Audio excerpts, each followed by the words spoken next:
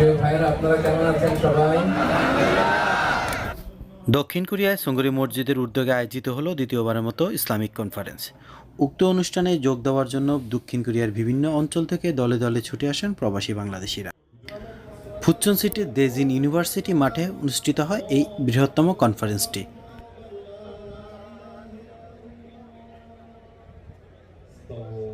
এই ইসলামিক কনফারেন্সে প্রধান বক্তা হিসেবে ছিলেন মিজানুর রহমান আল আজহারি এবং শায়েখ আহমদুল্লাহ। উক্ত অনুষ্ঠানস্থলে বিভিন্ন রকম ফ্লে কার্ড নিয়ে ফ্রি ফ্রি প্যালেস্টাইন স্লোগানে মুখর ছিল।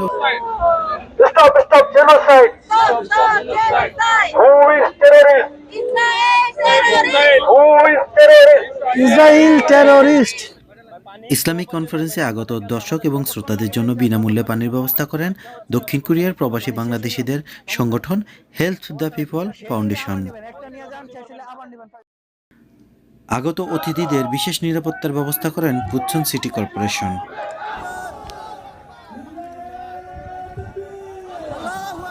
আমাদের কোরিয়াতে একটু কঠিন। আপনি জাপানে গেলেও দেখবেন যে বিভিন্ন বাজারে, বিভিন্ন সুপার মার্কেটে, বিভিন্ন মার্টে, সুপার মলে, সুপার শপিং মলে আপনি দেখবেন যে চকলেট হোক, যে কোনো ফুড হোক, সেখানে স্ক্যান করে চেক করা যায় এটা হালাল কি হারাম, এখানকার উপাদান কি, সব ডিটেইল জানা যায়। এবং হালাল সার্টিফিকেশন প্রতিষ্ঠানগুলো খুব স্ট্রং সেসব দেশে। আবার কমেন্ট নিচে কমেন্ট, আবার গালি, হ্যাঁ আছে না এরকম?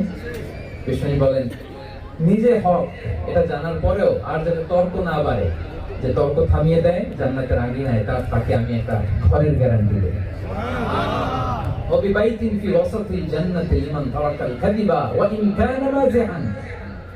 আর ওই ব্যক্তিকে আমি জান্নাতের মাঝখানে একটা ঘরের গ্যারান্টি দেই, যে ব্যক্তি কৌতুক করার সময় মিথ্যা পরিহার করে।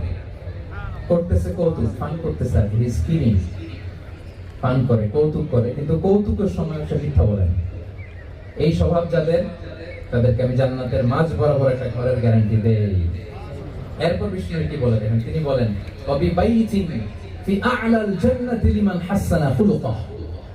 আর জান্নাতের একটা হাইস্ট পিক অফ প্যারাডাইস, জান্নাতের সর্বোচ্চ স্তরে আমি একটা ঘর বা একটা বাসভবনের গ্যারান্টি ওই ব্যক্তিকে দেই যে তার আচরণটা সুন্দর করেছে। মাগরিবের নামাজের পর দক্ষিণ কোরিয়া সুঙ্গরি মসজিদের সভাপতির বক্তব্যের মধ্য দিয়ে শেষ হলো আনুষ্ঠানিকতা।